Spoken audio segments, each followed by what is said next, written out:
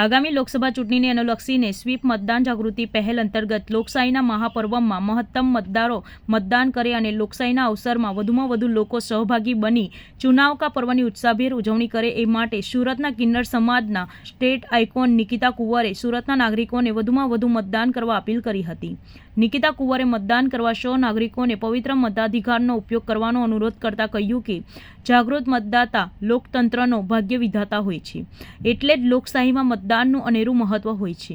સૌ મતદારોએ સપરિવાર મતદાન કરી લોકશાહીના મહાપર્વની ઉજવણી કરવી જોઈએ.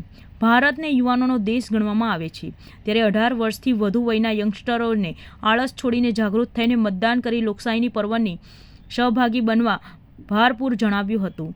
કિન્નર સમાજના અગ્રણી નૂરી કુંવર કશિશ કુંવરે નાગરિકોને મતદાનની અપીલ કરતા જણાવ્યું હતું કે વિશ્વના સૌથી મોટા લોકશાહી દેશ ભારતમાં લોકો દ્વારા લોકો માટે અને લોકોનું શાસન ચાલે છે.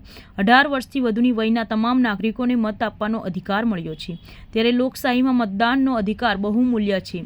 દેશભરમાં તબક્કાવાર સાથે ગુજરાતમાં આગામી તારીખ 7મી મેએ યોજનારા લોકશાહી ચૂંટણીના મહાપર્વમાં આપનો સૌનો નાગરિકોએ મતાધિકારનો ઉપયોગ કરી આવશ્યક મતદાન કરવું જોઈએ. નૂરી કુંવર કશિશ કુંવરે વધુમાં કહ્યું કે દેશના સર્વાંગી વિકાસમાં આપણા પ્રત્યેક મતનું આગવું મૂલ્ય છે. મજબૂત લોકશાહીનું નિર્માણ કરવા અને દેશને સશક્ત કરવા માટે મતદાન અતિ આવશ્યક છે અને દેશના નાગરિક તરીકે ફરજ પણ છે, જે લોકશાહી પ્રક્રિયામાં સક્રિય ભાગીદારી માટે સક્ષમ બનાવે છે. જેથી કિન્નર સમાજ વતી સુરત શહેર સહિત રાજ્યના નાગરિકોને આ મહાપર્વમાં હોંશે પરિવાર સાથે મતદાન થકી સહભાગી થવા તેમને અપીલ કરી હતી. નમસ્કાર, મારું નામ છે નૂરી કુંવર કશિશ કુંવર. અમે નાનપુરા હિજડાવાડના રહેવાસી કિન્નર છે. ચૂંટણીનો માહોલ છે, એક પ્રકારે તમે લોકોને મતદાતાઓને રીઝવવાનો પ્રયાસ કરી રહ્યા. ભારત એક લોકશાહી દેશ છે, લોકો માટે લોકો દ્વારા અને લોકો થકી ચાલતું શાસન છે. હું બધાને હાથ જોડીને એ જ વિનંતી કરીશ કે આજે આપણે 7 મે ના દિવસે ગુજરાતની અંદર ચૂંટણીનો દિવસ નક્કી કરવામાં આવ્યું છે.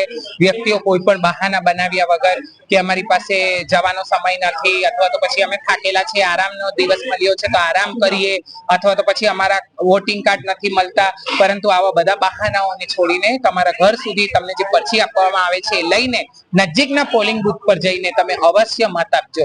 આ એક નાનો તમારું મત પણ બહુ મહત્વનું અને કિંમતી છે, કારણ કે ભારતના વિકાસની અંદર તમે પણ તમારો પરચો આપ્યો અને તમે પણ ભારતીય નાગરિક છો, એટલા માટે તમે એટલા ધીર ગંભીર છો એ જણાવવા માટેનું આ એક સારો દિવસ છે. ભારતના વિકાસમાં તમે કોઈ જાતિ, કોઈ ધર્મ કે કોઈ વ્યક્તિને જોઈને નહીં, પરંતુ લોકોના કામોને જોઈને તમે વોટ આલો. તમારો વોટ જે તે વ્યક્તિને રાખી પણ શકે છે અને બદલી પણ શકે છે, એટલું તમારા મતાધિકારની અંદર તાકાત છે. તો પોતાની તાકાતને હાથ જોડીને કહું છું, હું કિન્નર થઈને હાથ જોડીને આ વસ્તુ કહું છું કે જ્યારે અમે લોકો આ વસ્તુમાં આટલી સારી રીતે જોડાઈ શકીએ છીએ, જ્યારે કે અમારી તો સંખ્યા બહુ અલ્પ છે, તો મારા ભારત દેશની અંદર યુવા પેઢીઓ એ શું નહીં કરી શકો? તમે ઈચ્છો એવો ઇતિહાસ બદલી શકો છો, ભવિષ્ય બનાવી શકો છો અને ભૂતકાળમાં થયેલી ભૂલોથી શીખ લઈ શકો છો. તો બસ હાથ જોડીને તમને બધાને આ જ નમ્ર વિનંતી છે, અવશ્યપણે વોટિંગ કરવા જશો. જી જય માતાજી, જય ભારત.